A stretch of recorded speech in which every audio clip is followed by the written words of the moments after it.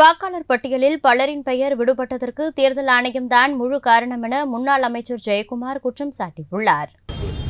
எனவே அந்த எதிர்பார்ப்பை பூர்த்தி செய்வதுதான் ஒரு தேர்தல் ஆணையத்துடைய முக்கிய கடமையாக இருக்கணும்.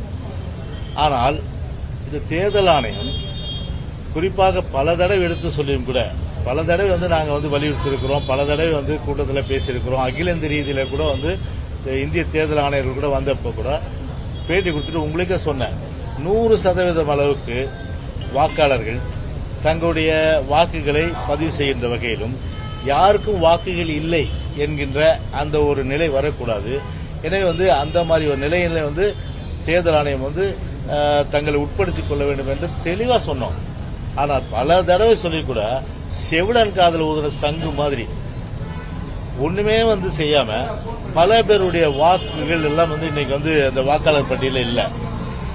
கிட்டத்தட்ட பாத்தீங்கன்னா சென்னையில இதெல்லாம் தெளிவுபடுத்தணும். அதாவது மொத்தம் பாத்தீங்கன்னா அந்த ஓட்டர் ஐடி கார்டு அதை வைத்திருந்து வாக்குச்சாவடிக்கு சென்று வாக்களிக்காம திரும்பியவர்கள் எத்தனை பேர், ஓட்டர் ஐடி கார்டு அதாவது அடையாள அட்டை வைத்திருந்து அந்த அடையாள அட்டை வைத்திருந்து உள்ள வாக்காளர் பட்டியலில் பேர் இருக்கும். ஆனா உள்ள போனா அவங்க டெலிட் லிஸ்ட்ல இருப்பாங்க. அது எத்தனை பேர்? அது இந்த ரெண்டு கேள்விகளுக்கும் பொதுமக்கள் அறிவு பண்ணும் தெளிவாக பதிலளிக்க வேண்டிய கடமை இந்திய தேர்தல் ஆணையத்திற்கும் தமிழ்நாடு தேர்தல் ஆணையத்திற்கும் உண்டு. இதுபோன்ற செய்திகளை உள்ளது உள்ளபடி தெரிந்து கொள்ள ரெஃப்ளெக்ட் நியூஸை சப்ஸ்கிரைப் பண்ணுங்க.